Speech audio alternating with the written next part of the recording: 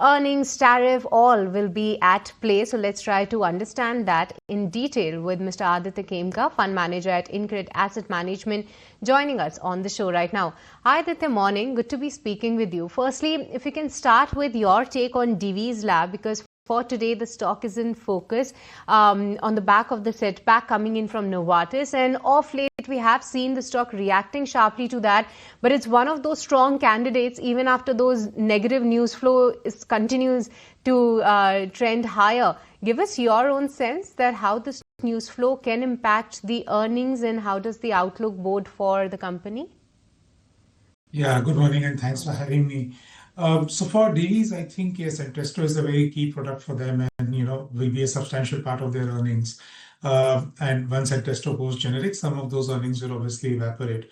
But let's not forget, Divi's has done a substantial amount of capex over the last 4 or 5 years, and that capex probably still has some steam left in terms of monetization. So as and when the incremental capex that Divi's has done gets monetized, the earning growth might still not be a challenge for Divi's. Having said that, on a valuation standpoint, I think we are still very, very cautious on stocks like Divi's, where valuations are overstretched compared to their own historical averages. These stocks are trading at 40–50% higher than their historical average valuation multiples.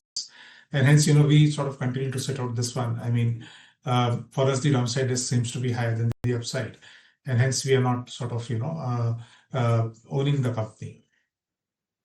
Right, so that's the take on Divi's Labs. Hi Aditya, morning. This is Snehi also joining in.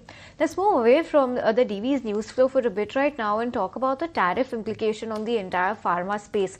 Now, a 200% tariff possibility, even though it is over the next 12 to 18 months. How do you think, how feasible do you think, or how realistic do you think this 200 number is? Because it seems rather a high number for a tariff on the entire pharma space. And secondly, what kind of impact do you think it could have on the overall sentiment in the pharma space? So good morning. So I think the 200% number, or is it, earlier it was 25, then it's 200. I don't think investors at this point are paying any heed to the percentage tariff that Trump administration is talking about.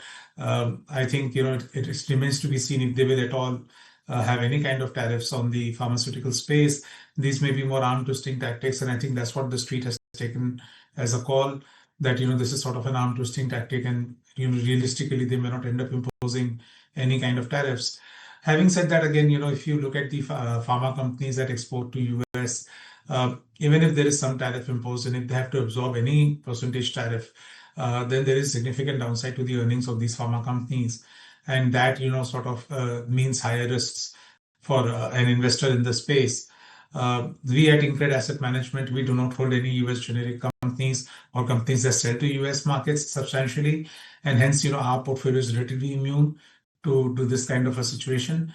But yeah, I agree with you that earnings are at risk. We don't know what percentage tariffs can come out. It can be 20, it can be 200, it can be 0 for all we know.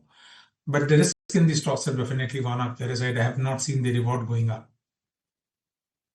Indeed, point taken. But Aditya, also talk to us about your earning projections, because in the last quarter as well, we haven't seen the companies performing that very well. The concerns remain the lower contribution coming in from G-Revlimid. The pricing is not that supportive, and even for the Indian markets, the data suggests that we are still in that low single-digit growth number. What is your own sense with respect to the earnings, and what factors could be at play? So for the US generic stocks, I think earnings for the next 2 years will be a challenge. Many of these companies have got G-Revlimid, others have got other interesting products that they have launched over the last 2 years. And these products will get, incremental competition in 2026 or 2027.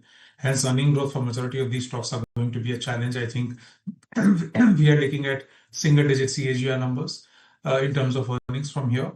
And hence, the valuation multiples that these stocks trade at do not justify that kind of an earning growth. And you will definitely see some downside in these stocks if the earning growth is in single digits. So for the broader US generic space, we are very, very cautious and, should I say, pessimistic on the outlook. On the domestic pharma space, where you mentioned the IPM growth is single digit, that is correct. But the good pharma companies, the pharma companies with good brand presence in the market, are actually growing double digits, and they're using their cash flow judiciously to acquire smaller companies and add inorganic growth on top of it. So we remain bullish on those companies that are more focused on India, the branded market, and are using their cash flow wisely to create more inorganic growth opportunities for themselves. Okay, so that's the take on that front. But Aditya, let's also expand the view here and also talk about diagnostics.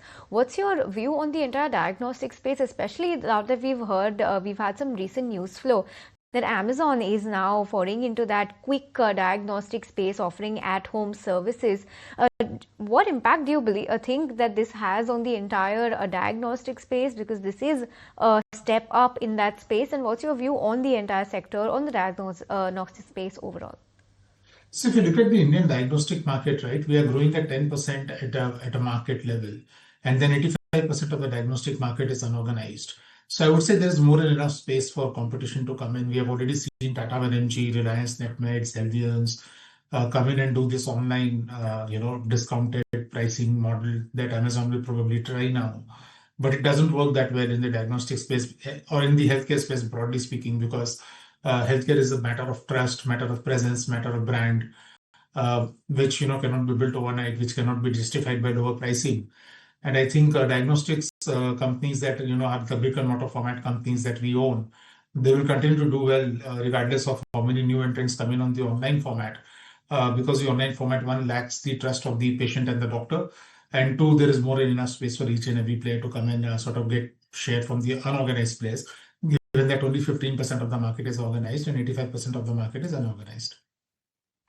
All right, point taken. But Aditya, also talk to us about the overall healthcare and the hospital chains rather, because we have seen consolidation in that particular sector. The companies have been announcing their capex, and even the stock prices and the investors were getting rewarded because of that. But do you believe that with the kind of capex, the growth projections and the growth on ground, the valuations are justified? What's your overall sense on the hospital chain sector?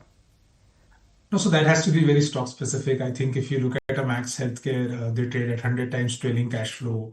You look at an Apollo, they're trading at 60 times trailing cash flow. Whereas you look at a Healthcare Global, it is 24, 25 times trailing cash flow. So I cannot really make a statement on, the entire hospital space, because each individual hospital stock has a different valuation metric. And is at a different spectrum altogether in terms of those valuation metrics. So I would rather summarize that the hospital space we are very gung-ho on. India has a lot of scope for hospitals to grow, especially when they follow the asset-light model where they lease land and building and they do not really own the land and building. So there's a lot of space to grow. But there are certain hospital stocks that are horribly expensive and may not make money for investors in the medium term. And then there are extremely cheap hospital stocks, which can make a substantial amount of money for investors over the next 3 to 4 years. Okay, Aditya, on that note, we'll let you go. Thanks so much for joining us and giving us your sense on the entire pharma and diagnostics along with the entire healthcare space. Thank you. Thanks so much. Well, let's move away from that and bring you the top headlines of the hour. And Avenue Supermarts, a stock under pressure right now on the back of weak Q1 earnings. The retail chain saw flat profits along with margin concerns. Deflation in staples and non-food products weighed on revenue.